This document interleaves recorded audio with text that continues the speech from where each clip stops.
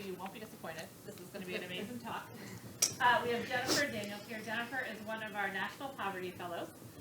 She sits in the Office of Planning, Research, and Evaluation in the Department of Health and Human Services. And she's been there for a few months. Yes. A few months since the fall. She has her PhD in public health from the University of Delaware. And she's going to be talking to us about her research involving SNAP and discretionary decision making. So she's asked that you hold sort of more substantive questions to the end, but absolutely if you have a quick question of clarification, raise your hand and she will entertain it. So I'm handing it over to you, Jennifer. Okay, perfect. Thank you, Catherine. Super excited to be here. Super excited to share my work with all of you. It's been a long while coming, especially since for most of you that know I had COVID during APAM, so I felt like I missed all the action. So now is a really great time for me to share a lot of what I've been working on and some of my disposition toward the work. So I'll go ahead and jump in. And as I said, we can, as Catherine said, save questions for the end, and I'll be happy to expand and explain some of anything that you see here and what I share today. And so before I get into the research, I think it's really important for you all to understand what my paradigm is and what my perspective is and how my personal experiences, my professional experiences really impact the way that I see the world and approach my work. So before becoming a social scientist, I was a social worker. I'm still a social worker and I still actually identify as one. But as a social work practitioner, I had a lot of experience, micro and meso level, working with individuals, whether counseling and organizations related to diversity, equity, and inclusion. And so on an organizational level or on a meso level, this is a lot of what has undergirded a lot of my research now today. I think it would be remiss to not also mention, as you can see, I identify as a Black cisgendered woman, and with that, I have had racialized and gendered experiences within the academy. No surprises there, I'm sure, obviously. But with those experiences, coupled with my professional experiences, understanding that each one of us are socially situated agents within our environments. And so what we bring to public policy, what we bring to our work, what we bring to the classroom, or whatever the case may be, are our perspectives, our biases, and they intersect. We interact with one another and how we interact with our work. And so taking that out to a larger level, thinking about public policy, biases can also intersect within public policy. And so in knowing that through my experiences, my approach or my epistemological approach or my research paradigm is a critical one, right? Thinking about people from marginalized backgrounds, underserved people, and how experiences with bias and discrimination can affect how people interact or experience public policy. And so I think about research as a tool toward actualizing social and racial equity within our larger society. And I think that that is how research should be used as it comes to my personal experience. And so as you all understand more about who I am, what some of my experiences are, that'll help highlight some of the core questions that guide my research, broader questions. And so that first, in thinking about how various forms of discrimination, whether that's structural, institutional, or even on an individual level, how might discrimination and bias contribute to inequities or social inequities for marginalized people and their experiences with the government, whether at the federal level, the state level, or within public administration dealing with it right on the ground. How does that contribute to their experiences? And then the second question that guides my work is, how can the goals of racial and social equity be institutionalized in public agencies and organizations? And so that's a framework for how I approach my research, and it'll help you again explain kind of how we narrow it down to my specific research project that I'll discuss today. And so what we know already is that racial disparities, whether historical or current, are grounded in structural racism. When we think about the different institutions with those experiences with racism, whether we see this in the field of criminal justice, within the field of education, we also know that institutional racism intersects the welfare state. We have a preponderance of evidence that suggests that, and not suggests it, that claims that in a very valid way. We take this even further, and there are nuanced ways that we can study racism and its intersection with public policy. But one of those ways that people have approached that is the connection between race and discretionary decision making. Now, often when we think about discretionary decision making, the first way we move, or the first direction we move to, may be with street level bureaucrats, caseworkers, program implementation, police officers, teachers, so on and so forth. But I would encourage you to think about discretionary decision making even in a macro sense, in a larger or more broader sense. State discretion, right? That is an opportunity for discretionary decision making in policy making or in the administration of programs. What I'll focus on specifically today is this idea of racialized administrative burdens. And that's really gonna be the narrowing or the focal point for how I am going to investigate the ways that racism can covertly operate within the social safety net program. And I'll give you more information on administrative burdens as we go through the presentation. But first, let me give you a little bit of background. Let me give you some literature so you can understand how all of these concepts are going to connect with one another.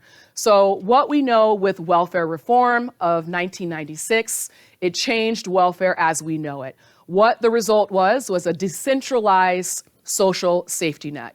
And what scholars have done is that there can be discretion, state discretion, over three large buckets of these social welfare programs: state discretion over financing, state discretion over rulemaking, and state discretion over administration. And so you'll see a varied amount of state discretion across all of the social safety net programs. And what we know around state discretion, or what scholars have shown us about state discretion, is that it can lead to opportunities for program inequality. Now, it's important to really point out here, largely when we talk about state discretion, we immediately move to the most decentralized programs, meaning decentralized and state discretion over all three of those large buckets. So examples of that would be TANF program or Medicaid, right? Where you see it decentralized in its financing, decentralized or devolution over rulemaking, and devolution over administration.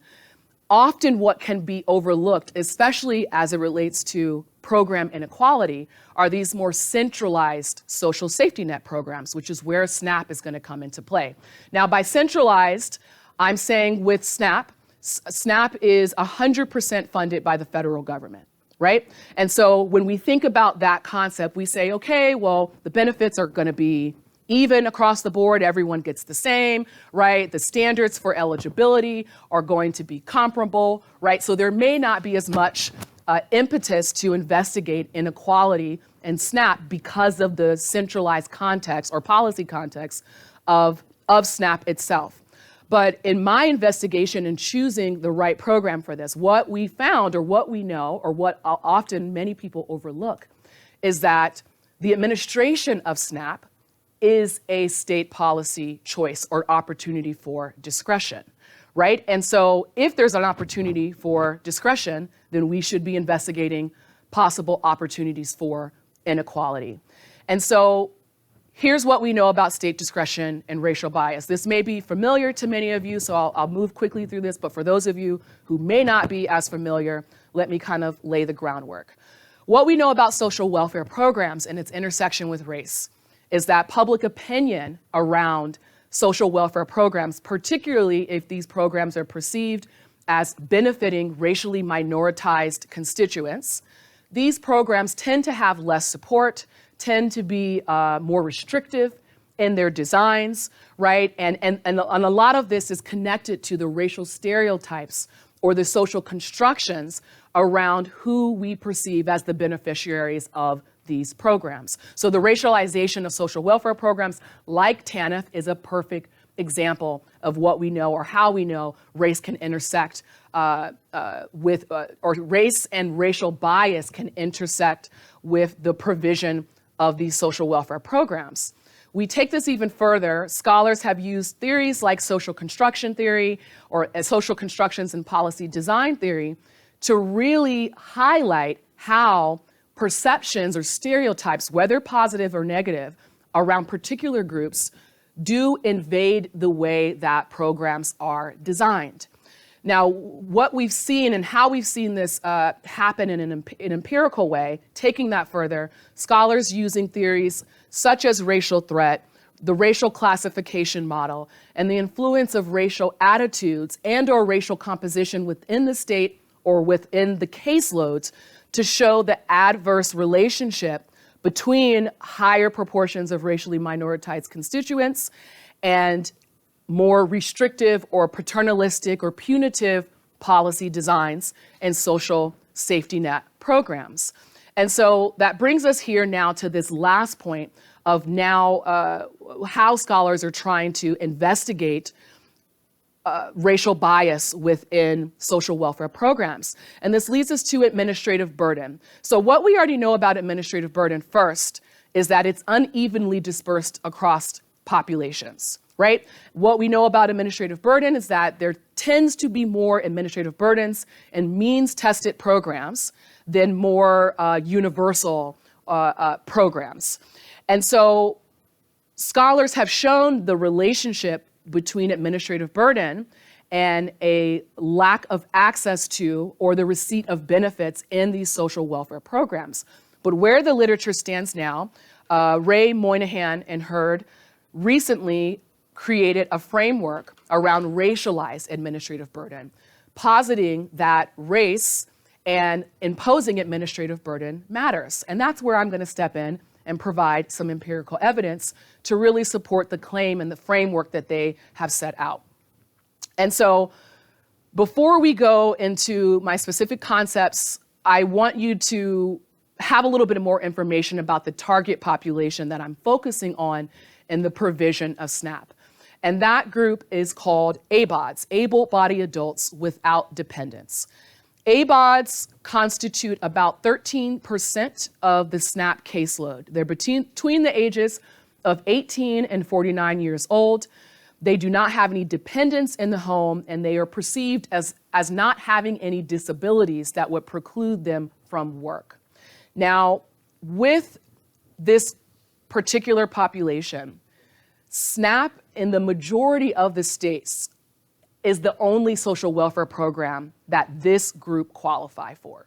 By group, I mean the people that fit this demographic, right? 18 to 49, no dependents in the home, no disabilities.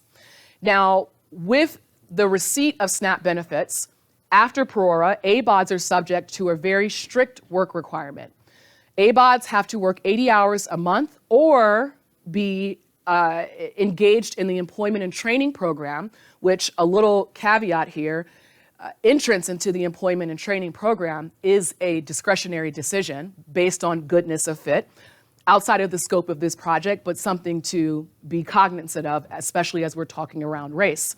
And so if you are not in the employment and training program, if you're not able to secure 80 hours a month of employment, then you are only entitled to SNAP benefits for 3 months out of every 3 years, right? Which to me is a huge concern, especially considering the vulnerability of this group. What we do know, and what research tells us, is that a quarter of ABODs lose their benefits to these strict work requirements because they're not able to find employment or they're not in the employment and training program. This is typically, when we talk about social constructions, perceived as an undeserving group, undeserving of policy benefits, or perhaps deserving of policy consequences, right? You're able-bodied, you don't have children in the home, you don't need government assistance, you don't need help. You can go out and find work, and based on the values of the US, we can honestly see that whole concept around pulling yourself up by your bootstraps and why that may, why we may perceive ABODs as undeserving. What we also know about their characteristics, this is a group that struggles with employability, even when there is a strong economy or a large amount of jobs that may be available. Many people in this group almost have limited formal education, don't have a GED or a high school diploma. Many people in this group also are impacted by mental health concerns. And so if we think about these characteristics in the larger picture of all ABODs being vulnerable, when we bring in that intersection of race, understanding different dynamics in different fields, such as structural racism, discrimination, even in the low-wage job market, we can see how ABODs of color are even more vulnerable and susceptible to extreme hardships and not being able to receive their SNAP benefits. And so as I go through, before I go through the study, I first want to situate you all to how this particular paper fits within my larger dissertation project so you can understand the concept here. And so my dissertation was a paper model.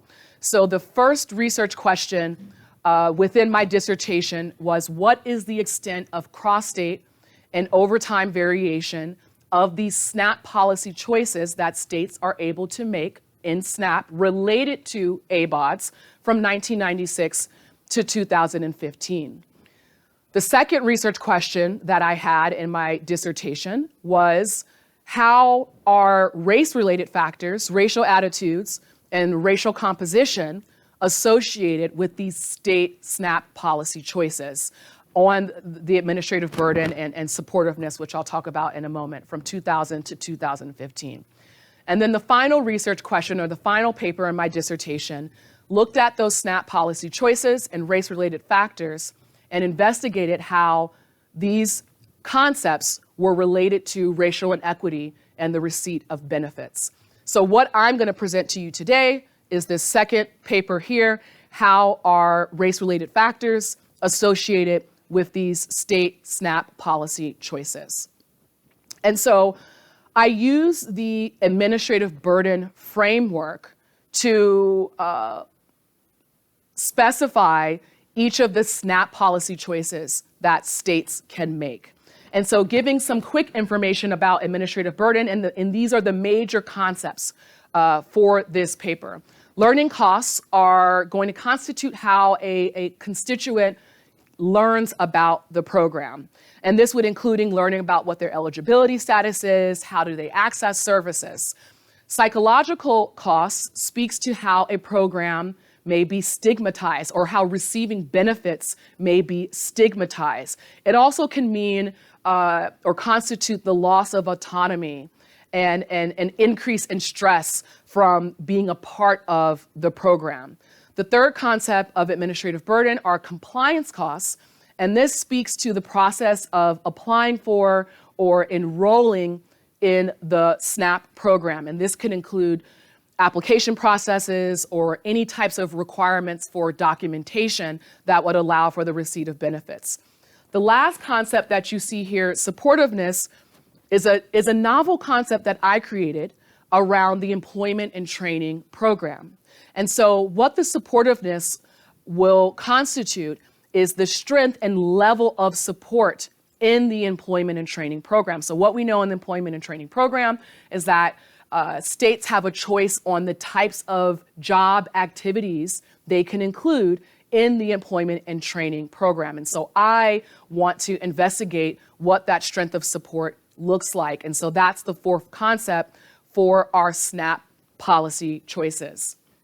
And so moving first into the data and measures for the dependent variables, which are the SNAP policy choices. So what I did, this data, majority of it came from the SNAP policy database, which is publicly available. It has over 46 policy choices and rules in the administration of SNAP that states can vary on. What I did was pulled out each of the policies that appear to be relevant to ABODs, right? So what you'll see in the SNAP policy database, there'll be measures related to broad-based categorical eligibility, measures related to the citizenship status of children, so on and so forth, right? And so we're only focusing on ABODs, and I only pulled measures that appear to be related to ABODs. So for learning costs, we see the two measures that I used. First was outreach. States have a choice in the amount of money that they spend on outreach, which would be advertising, making the program known to the public. The second measure here is on call center. States have a choice on whether they want to employ a call center in parts of the state, all of the state, or not at all. When we move to psychological costs, states can decide whether or not they want to employ fingerprinting in parts of the state, all of the state, or no parts of the state for the receipt of benefits. And then the second measure for psychological costs are the use of the EBT card. So before 2004, which was when the federal mandate was instituted, states could decide the proportion of SNAP benefits that could be used on an EBT card. And so you might be wondering the connection there. If a state is using 100% of the benefits on an EBT card, that means that a constituent can go into the grocery store, stand in line like everyone else, use a credit card, so it may appear, to purchase their groceries. Whereas if they weren't using an EBT card, it would be a physical food stamp, right? And so how that may be stigmatizing for those that are trying to purchase their groceries in the grocery store. Moving further into the compliance costs. So the majority of these measures came from the SNAP policy database. So the certification period for earners and non-earners, those are two measures, right? How long before you have to certify how much money you're making or if you're not making money at all. The use of an online application. Again, you can use this throughout the state, parts of the state, or not at all. The use of phone interviews in lieu of face-to-face interviews at SNAP certification and SNAP recertification, again, is also a choice that states can make. Moving further into an asset test, this is a composite measure that I created because there are 3 different vehicle exemption measures in the SNAP policy database, but I created one where states exempt at least one vehicle from the asset tests. The use of simplified reporting, which again is going to reduce the amount of paperwork. And then lastly, the employment waivers, which comes from an employment waiver data set that CBPP created. And what this data set shows is the number of counties that receive employment waivers that are based on hitting a certain threshold of unemployment within an area, or as constituted by the Department of Labor, not having sufficient jobs in that area. But why is this a discretionary choice? Because even if a state has a certain amount of, or reaches the parameters to qualify a county for employment waivers, it is still the state discretion as to whether or not they will allow the employment waivers for that particular county. And why I included this in the compliance cost was based on a case study that I read in the state of Ohio. And in what they found is that in majority Black counties that had comparable unemployment rates to majority white counties, only the majority white counties received the employment waivers, which again is an impetus for us understanding whether these decisions are racialized. And so then lastly, moving into the supportiveness component, I was lucky to receive administrative data on the number of activities that states include in their employment and training program. So there's a total of about 13 or 14 activities. And for these measures, one of the measures counts the number of activities offered in the employment and training program. And the second measure represents the strength of support. So I used a really great and thorough literature review of work programs and what we know about the strength of activities in work programs. And so for this measure, I had a minimally supportive, moderately supportive, and a maximum amount of support. So what would I constitute a maximum amount of support? That would be vocational training, an apprenticeship, vocational training, higher education, opportunities to obtain your GED. We're a minimally supportive program, and what we know and what research says about whether or not these activities actually have a relationship with increasing employability, a minimally supportive activity would be job search training or job search assistance, right? And so this is how I measured this strength of support. And so, little quick slide on data measurement and construction. The SNAP policy database produces values on a monthly level. So first I reverse coded all of the measures so that when we see higher values, that represents higher costs in the program. Lower values would mean lower costs, administrative burden within the program. So I created yearly aggregate values for each state in each of these measures. Same for the supportiveness measure, yearly aggregate values for each of the measures that are included in supportiveness. And so I want to first tell you what the results were from the first study, which was the extent of cross-state and overtime variation. So what I found in the first study is that while states were decreasing administrative burden over time and offering moderate amounts of support in the employment and training program over time, we saw considerable, I said we like all of us, but it is we, right? This is a collective thing that we're doing and we should be concerned about. I found a considerable amount of cross-state variation in the magnitude of administrative burden in the program and the magnitude of supportiveness over time. Now, what does this mean? Opportunities for program inequality. So someone that has the same characteristics in Texas may have a completely different SNAP experience if they lived in California or if they lived in another state, right? And so it may be easier for them to qualify based on the magnitude of administrative burden in the program versus living in another state that has a very small amount of administrative burden or barriers to getting access to the program. So those are the results for the first study, which again, when we see these opportunities for inequality in really trying to highlight or investigate issues around race, now we should be asking, well, is this opportunity for inequality, are these choices related to race, and at worst related to racism? So let's move a little further here now and giving you all some information around the explanatory variables and the control variables in my study. So for my race-related factors, I used 3 different concepts. And the first is a racial resentment. And again, this is for capturing these racial attitudes within the state. And so Smith et al. So first, let me back up. The racial resentment measure comes from ANES, right, which has a 4-battery question around anti-Black racial attitudes. What Smith and colleagues did was used a multi-level regression, imputation, and post-stratification technique in order to make this representative at the state level. Now, the racial resentment measure is generally offered every 4 years or so. So I did interpolate to fill in the gaps for those years, and that's empirically sound because what we know about racial attitudes is that they don't change drastically over time. So that's what I did to fill in the gaps for those years. Second 2 sets of measures that I used was the racial composition of the state.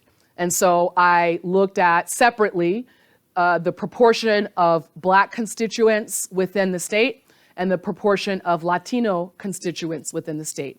And then the last race-related factor, again, separately, is looking at the Black poverty rate within the state and the Latino poverty rate within the state. And then for the control variables, literature shows that these are all various factors that impact state policy choice. So I wanted to ensure that's the social worker in me, right? Everything is pluralistic and everything is we. So you get my vibes here. But going a little bit further, all of these factors are shown to have an impact on how states design their programs and make certain choices, policy choices. And so quickly going into the methods, I did a panel analysis from the year 2000 to 2015. These are some of the tests that I used in order to properly specify my model. The final results of that were state fixed effects, robust clustered standard errors, and lagged independent variables. And so what I do want you to know about how I created each of these models. Each SNAP policy choice is ran separately with each race-related factor. So all of the poverty, the racial poverty rates were ran together with each individual SNAP policy choice. All of the racial composition of the state were ran together with each of the SNAP policy choice. So this ended up being about 50-something models. And then separately, I did run a model for each of the SNAP policy choices against the overall poverty rate. And the reason why I did that was to essentially to isolate the effects of race. I want to know what's going to happen when we're including overall poverty rate versus when we're using race-specific explanatory variables. And so now moving into the results. Now, I'm not going to have every single statistical result here, but I'm going to share the results that are really going to share or highlight the theme that I saw across all of the results. And I'll explain this out in the back for all of you. So first, what I found here is with outreach spending. And so what you see in looking at these coefficients, these were the models that were statistically significant within the outreach spending, is that racial resentment, stronger anti-Black racial attitudes was related to less outreach spending, specifically helping you identify that for every percentage point stronger in racial resentment, I saw about $9,000 less being spent in outreach. And remember again, so yes, please. Did you adjust spending for the population size of the state? I did not, but I would love to talk about that afterward. Now, I did have, I did control for like gross state product, right, and some measures around fiscal capacity, but I would love to discuss that a little bit later in the end. Thank you for that. And so again, remember that my measures were reverse coded. So a positive association is actually an adverse outcome. A negative association is actually a positive outcome. And so when you look at overall poverty rate, we see that for each percentage point higher in poverty, we see about $500 being spent in outreach. Going further now into the use of a call center. So a larger Latino population is related to states moving from not having any call center in the state to offering at least a call center in part of the state.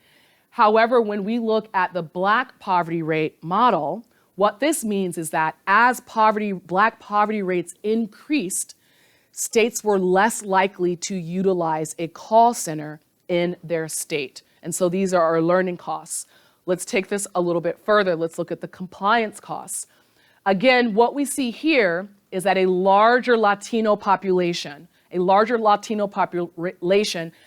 is related to states implementing phone interviews in lieu of face-to-face interviews in the state. However, with a higher Black poverty rate, that was related to states forgoing the use of phone interviews. And this was statistically significant on phone interviews at certification and recertification. But again, I'm only showing you to kind of catch the theme of what I saw when interpreting my results. In relation to the online application, again, we see that both overall poverty rate and the Latino poverty rate were associated with states offering online applications within the state. We also see that for the use of employment waivers, which again, for this measure, it was a proportion measure where I counted the number of counties that received employment waivers in a given year divided by all of the counties within the state. And so what you see as you see a larger Latino population, that was related to states increasing the use of employment waivers in their respective counties.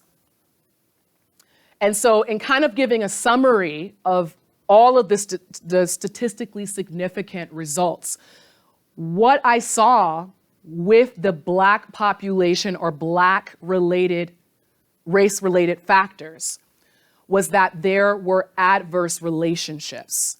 And so you see here mainly in learning and compliance costs.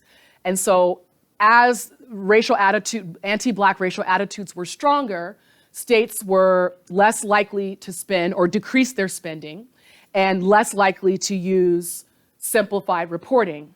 As Black poverty rate was larger, states were less likely to use a call center and less likely to use phone interviews at SNAP certification and recertification.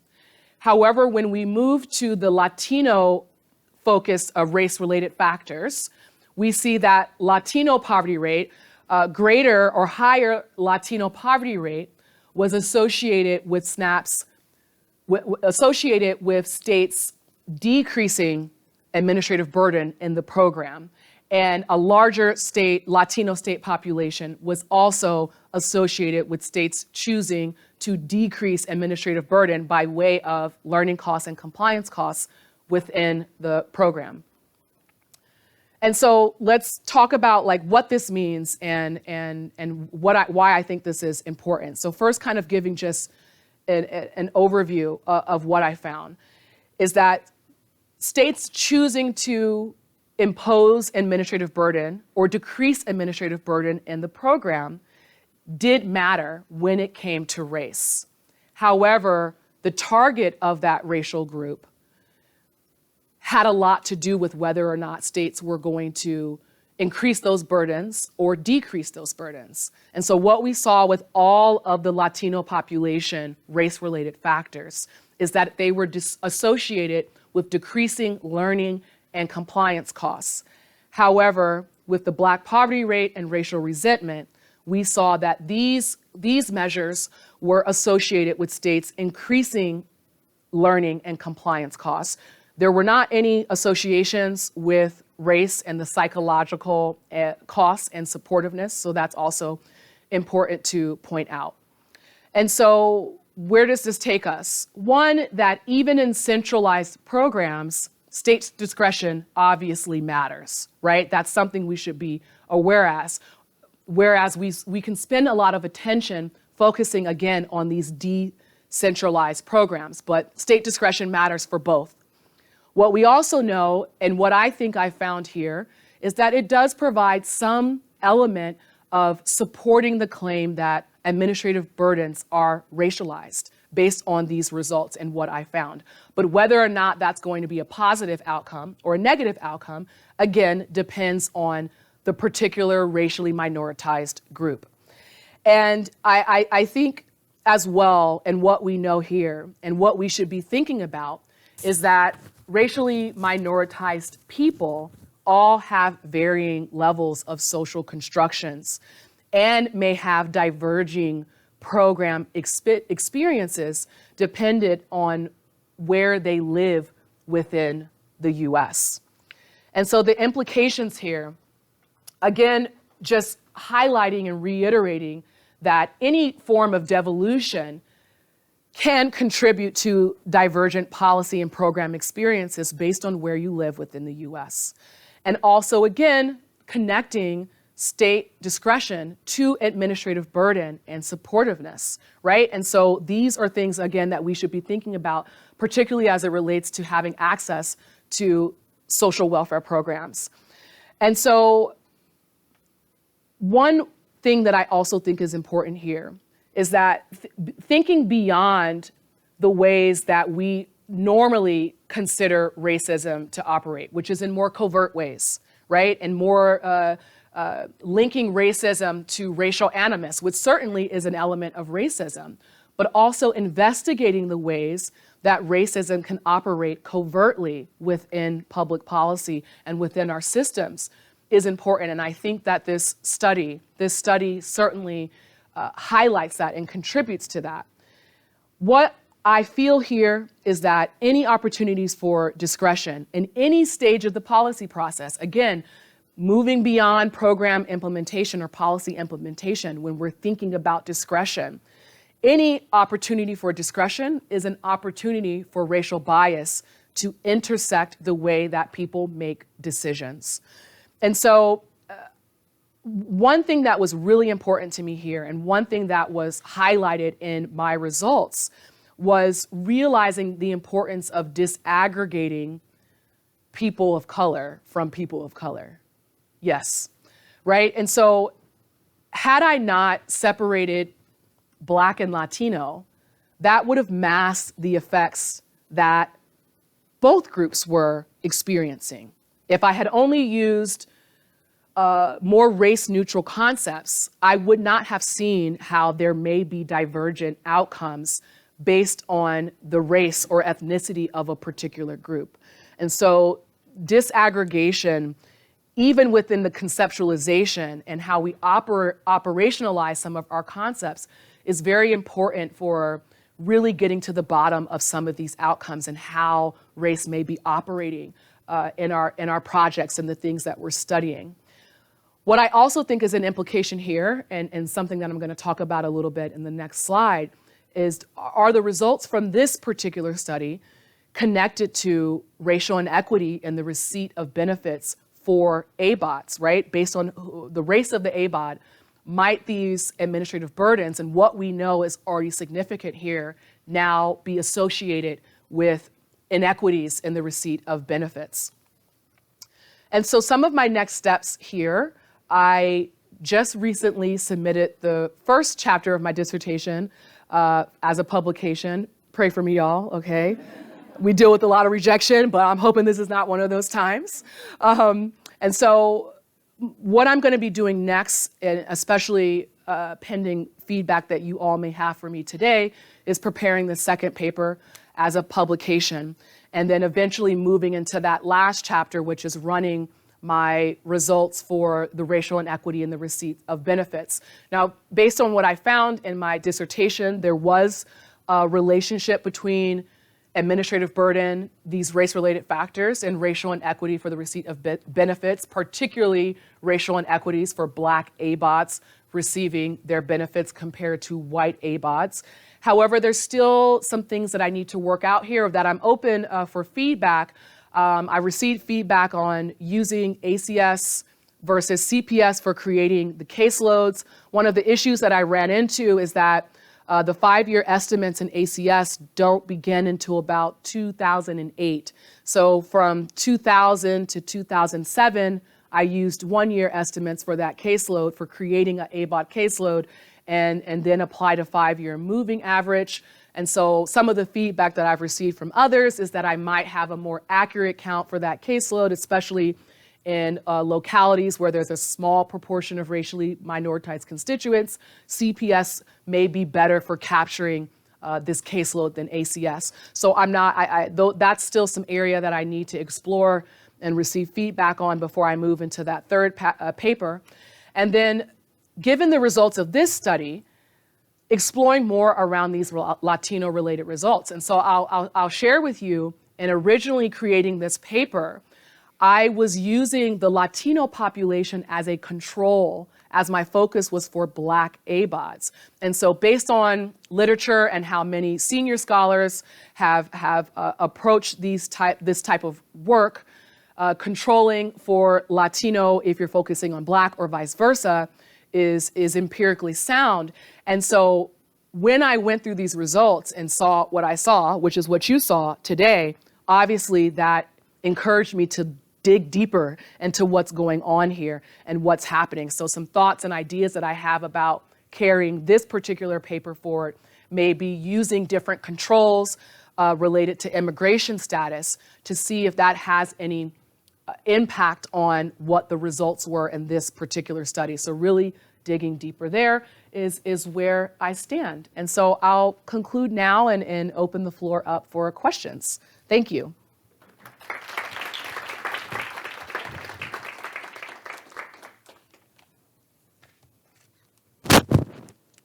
Yes, Mara. Okay, so here's my big question.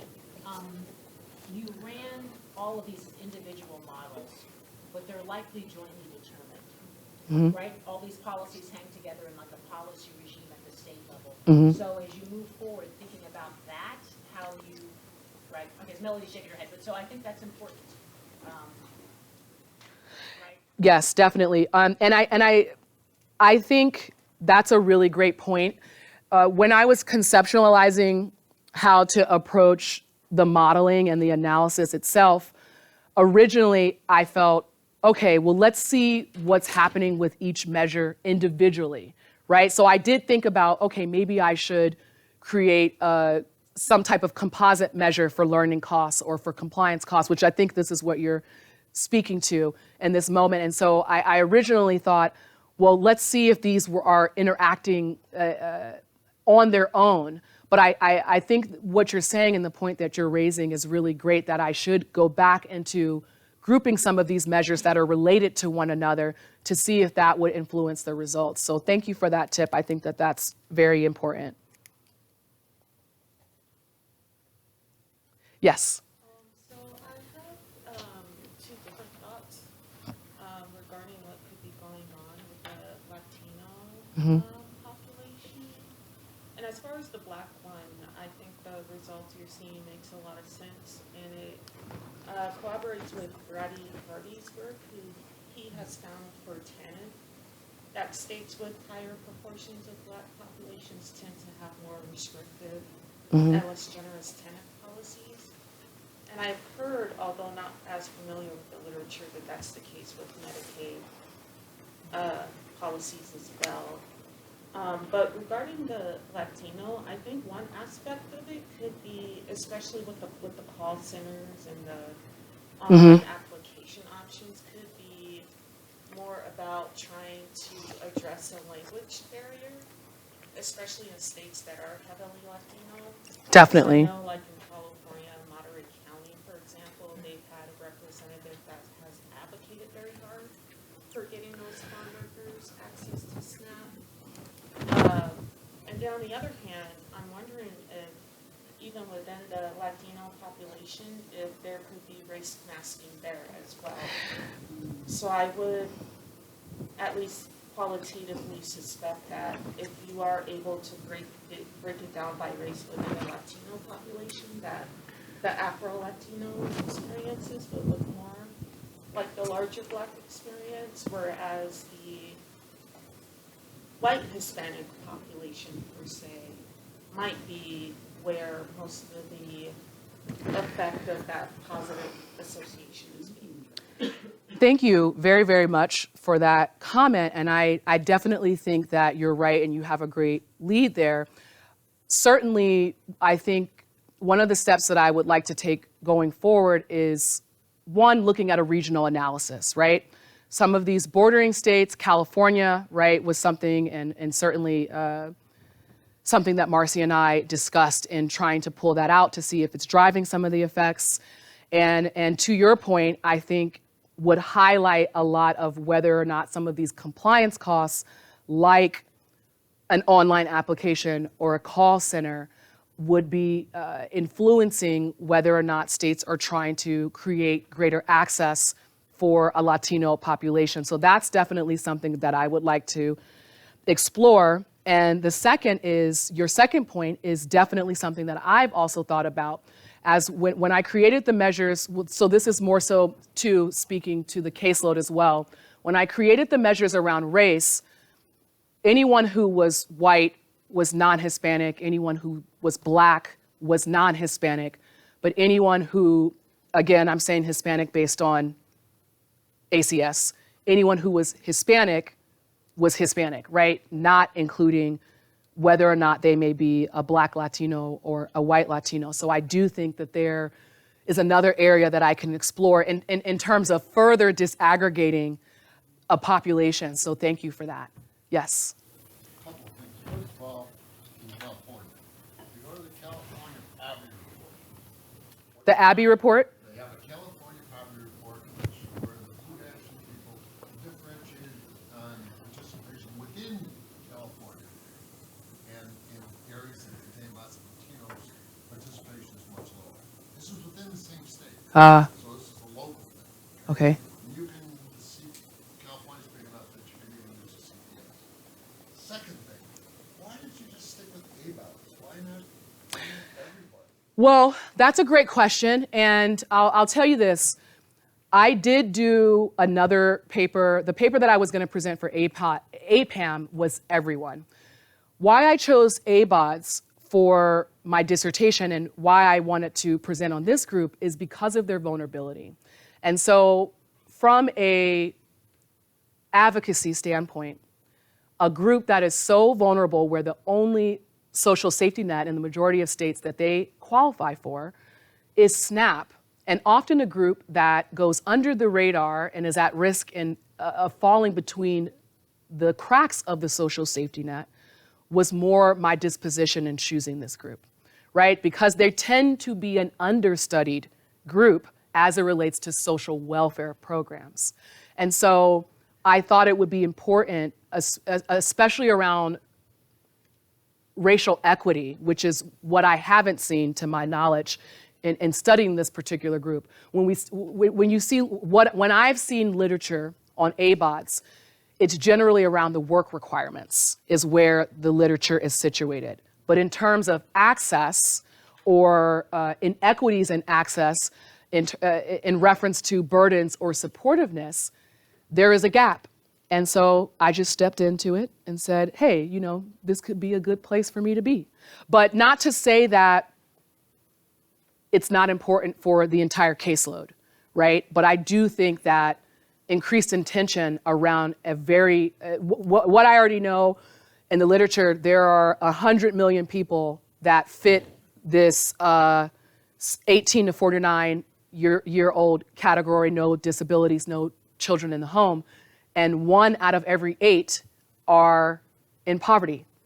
That is a very high percentage of people in this country that, given the context of the rules, we may be saying they are not deserving of a right to food and food security, which I think is wrong. So that's the social worker in me, so I'm just gonna be honest and fair about that. Okay, thank you. We'll talk later, okay? Yes, Catherine. So I'm going to ask a little bit more about methods. Yes. So you're using state fixed effects. Yes. The identification is not about Texas versus California or Louisiana versus Illinois. Mm-hmm. It's about within Illinois over time, within Louisiana over time. Mm-hmm. So how much variation is there in these, in anti-Black racism within a state over time, over this time period? So I think that that's an important question, and I'll explain first because that is, especially in panel data, can be a contentious point, right? Using random effects versus fixed effects. And based first conceptually on my understanding is that when you have more time invariant variables, based on my understanding, right, in your model, fixed effects are going to capture more of those differences across the states, which is first conceptually why I was assuming fixed effects. Second, I went forward with testing to that point, which is in using the Hausman specification test, right? Which, based on the results of that, led me to believe that fixed effects would capture more of these changes than random effects. Now, specifically to the variation over time. So you're right, the racial resentment measure did not change much over time, but where we did see a change over time was in the racial composition measures. So you did see quite a bit of change in the proportion of Latinos in the state and Black and Latino poverty rate over time, which again is why I move toward the fixed effects. But if you're saying that you are encouraging another approach, I would love to hear that so that I could see if that would be a better fit. And please explain to me why, because this is also a learning thing for me too as well. I think it's the right, I think it's the right way to do it from a trying to get any person a causal inference, right? You don't want to be comparing across states because there's so much that differs. But it's more to ask the question of, right, so the Black and Latino poverty size population have gone up, like what are the forces that are driving that? And I would imagine over this time period, one of the biggest drivers of poverty rates was the recession. And so if we're thinking about it, so it becomes a story about in times of, or I don't think it does, but I think the question of, is it a story of in times of recession, of reduced state funding or federal funding, choices are made that hurt vulnerable, right? Like I'm just trying to push the interpretation of what it means for what was actually experienced within states and which states, right? I see what you're saying. Like if there was no change in the racial animosity and, and it was just like, because people are immediately going to be like, oh, but you're comparing Texas to California or, Louisiana to Illinois. That makes no sense. But I think trying to say here, let me show you more of the descriptive of the upfront about how much. Because my this is a terrible way of putting it. My guess is there's not a tremendous amount of change, as you said, in the racial animosity. Right. So that's probably not the biggest driver of these policy changes. What it is would be in reaction to recessions and increasing rates of poverty. Some states are more continue to stay generous, and other ones don't. Right, and that's it. It's not inconsistent. I mean, it's completely consistent with what you've presented, but it's a little bit more nuanced of an interpretation than. I see exactly what you're saying. And I feel good that Melody's shaking her head yes next to me. Oh. So it's not just. And in some ways, like you're saying, there's business cycles were a component to it, and potentially there's an interaction effect where you could introduce additional variation in sort of animosity through some sort of interaction with changes in unemployment rate or something like that. If the way that people that would just maybe on its own not really change much over time, but if you interact with something else, you would get more variation. So what you're. Combination of high rates of animosity and increases in poverty, that might be the even stronger than just the poverty or just the animosity. Okay, I see what you're saying. And the line of reasoning is because it's not a change in these racial attitudes. They remain fixed, but if it's a compositional change or if these other changes and you interact them, you would be able to. Okay. And you might want to throw ARA in there as well, because there was so much going on with how they administered SNAP and whatnot that is at least tangentially related to this topic. Thank you. So just demarcating those years where SNAP was under special rules.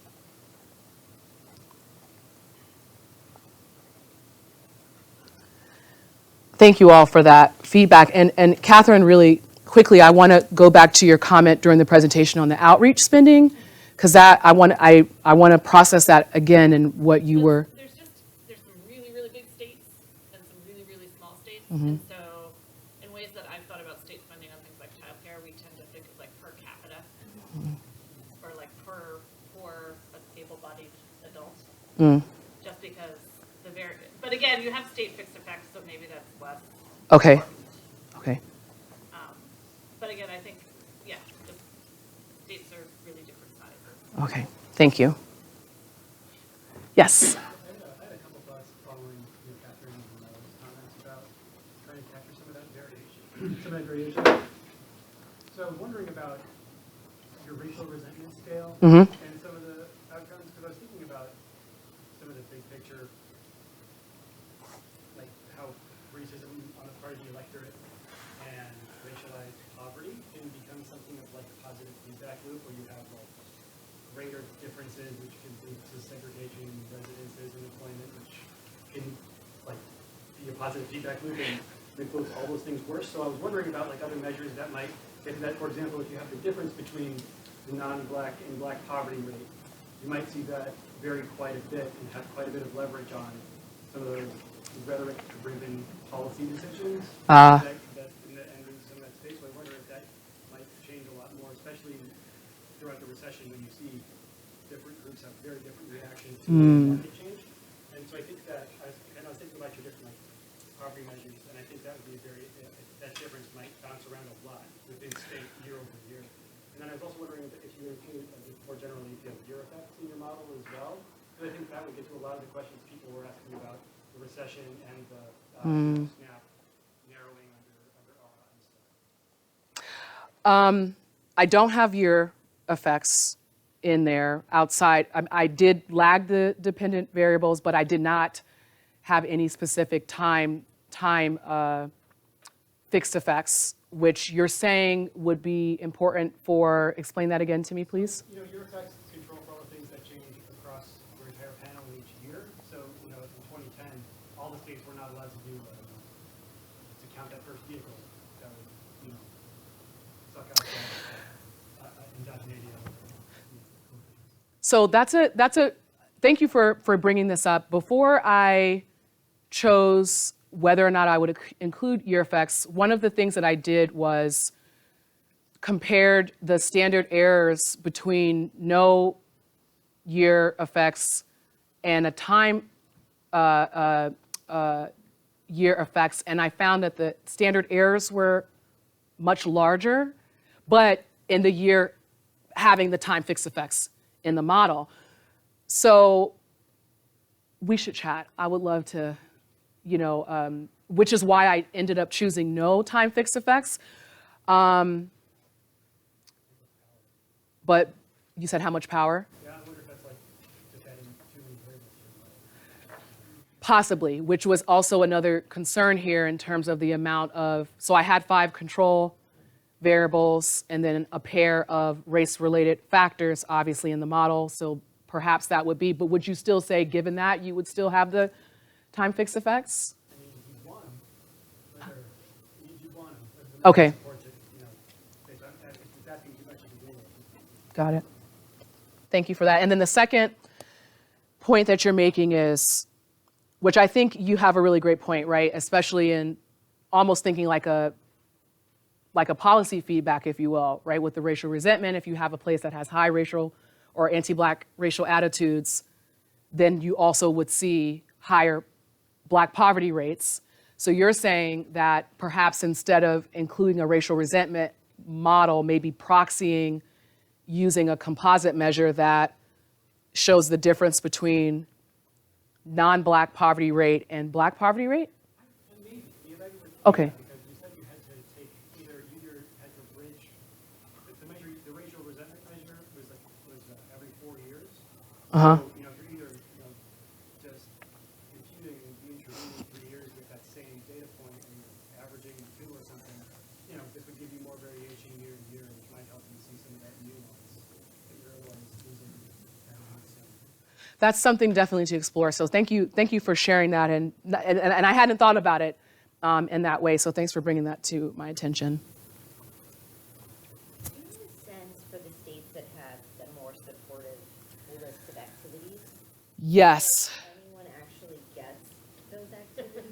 I mean, my recollection, having worked at our State Department of Children and Family, there was a long list of cleanup activities that nobody got, and the good ones. So what I do know about the activities that were offered is that they did fall along regional lines, right? So the South was the least supportive, meaning they had the least amount of activities and the least supportive activities, right? Where what you saw in the West was comparable to the Northeast, where they had more supportive activities. Now, what I'm not able to see through the administrative data that I do have, I can see the ABODs that were in the employment and training program, but it's not disaggregated by race, and it doesn't tell you it does tell you the number of people that were in those programs, but I don't know who those people are. I just know the numbers on that. But that wasn't a part of the analysis. That's just in me, what I know from the administrative data, right? But maybe, so one of the things that I would love to do going forward, which I've kind of been, chirping around everyone saying that I want to get access to data core for that exact reason, right? and to really start investigating more around who were the people that are chosen for these highly supportive activities in the employment and training program. And what does that look like in terms of having a relationship with the receipt of benefits? So that is something that I want to know as well. It's just I don't have data on it on a national level. And just one other comment about Melody's thing about language, which maybe is obvious, but it might be that states chose call centers just as a cost savings. Because, you have your staff, and if you have a change in demographics and there's more Spanish-speaking clients, your staff aren't going to speak Spanish, really quickly, and it might have just been a way to save some money. So Becca, that's a great comment, because one of the things that I wanted to do that I could not figure out in setting this model or pulling the appropriate measures was trying to figure out a measure for administrative capacity of the state, which I just could not figure out what would represent that. Because to your point, I wanted to know, well, is this about saving money? Is this because you have money? Do you have the capacity to offer these things, right? And same with your point, does that relate to the use of maybe an online application? Because I understand that would require some administrative capacity in order to set that up, and a website, and so on and so forth. I just couldn't figure out, which I'm open to any feedback here, on how I could capture what a state's administrative capacity would be in investigating that, because I do think that you raise a really solid point there. So thank you for bringing that up.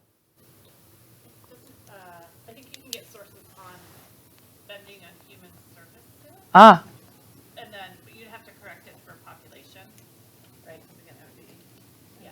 is that in ACS or? I'll have to tell you where. Okay, I'll follow up. I wrote a paper with that many years ago. Okay, It may be like the book of states or the book of some book. okay, I'm gonna follow up, don't worry. I had another question now,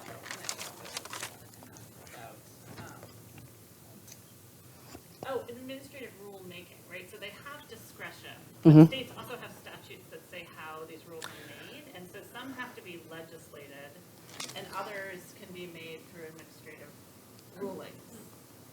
And so I think that might be some, right, and obviously legislative processes would be more burdensome and harder to pull off than simply administrative rule changes. And so I think that might be another thing that you'd wanna, because I would imagine, and I don't know if they, that's a within state thing again, but I would imagine, I don't know, I'm not sure how that intersects. But. Okay, I will definitely look into that and follow up, because I think, so I know that with outreach spending, that it goes through, it has to go through a type of legislative or application process as well in terms of spending that particular money, right? So, and I also know that while the federal government manages 50% of the administrative costs, states are required to manage the other 50% for the administration of SNAP. So I'm going to follow up with you on that as well, because I think that's something I can certainly look into,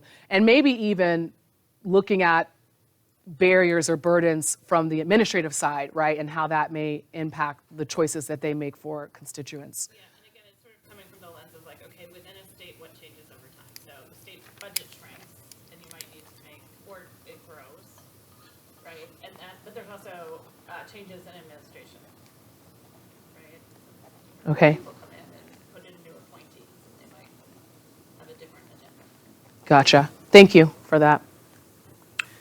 I think I maybe said this to you before, but given that I know you're starting to explore learning more about mixed methods and whatnot, I think over the longer term, there's a lot of room here to do some really cool triangulation around this through mixed method research, whether that's like process tracing or, you know, I don't know if interviewing would be the right tactic to take here actually, but I think there's a lot of room to explore this very, very deeply in addition to the type of quantitative analysis that you're doing.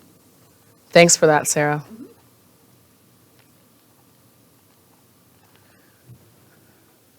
So is it right, Jennifer, then that, going off of what Catherine said, that, okay, rules only change because of legislatively, then that reduces discretion. But, right, that's right, but there's still discretion. But it reduces it.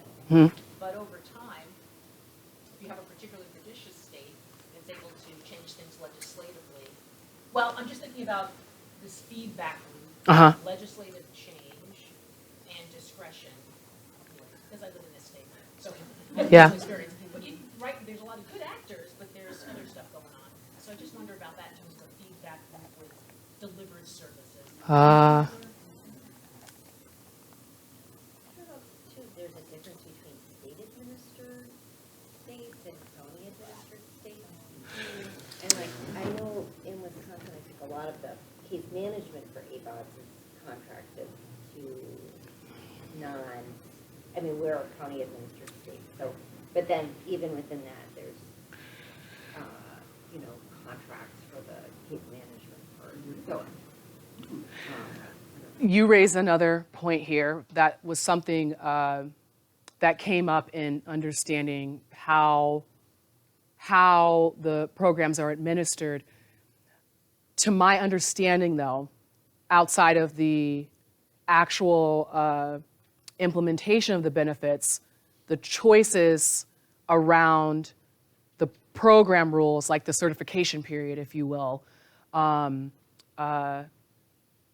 the use of an online application happens at the state level, is my understanding there. But tell me if I'm not getting what your question is or misunderstanding. No, I think you're right, that it's still at the state level, but they may be more or less likely to do things centralized, maybe if it's a state administered. And there's only a handful of county administered. Like 7 or 12 or something. So most, I think, have it SNAP administered at the state level, but I don't know.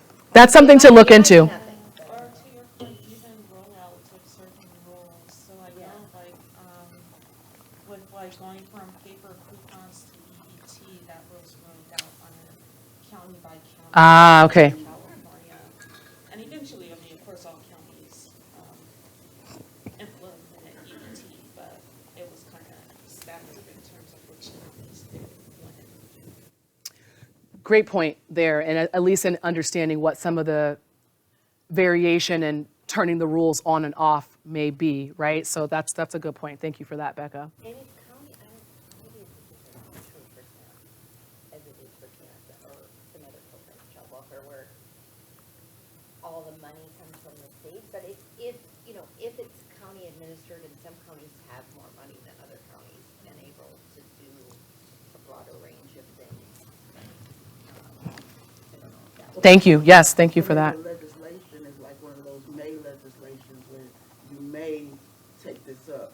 And so some in a county system, you may take up part of it, then you might not.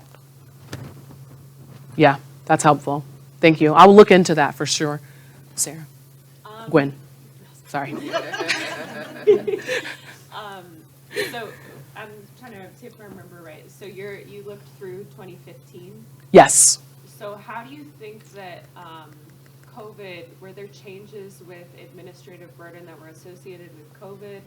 Oh no, I stopped at 2015. No, I'm asking Oh. what you might think about it. If things might have become less restrictive or exacerbated existing. It could be, right? So and I think that I think that there's still opportunities for variation across the states, and there's still opportunities for state discretion in relaxing some of these rules. So, like, for example, what I know and what I saw in 2008 around the Great Recession is that even though states, through a federal opportunity, could use the employment waivers throughout the state, that was literally an opportunity.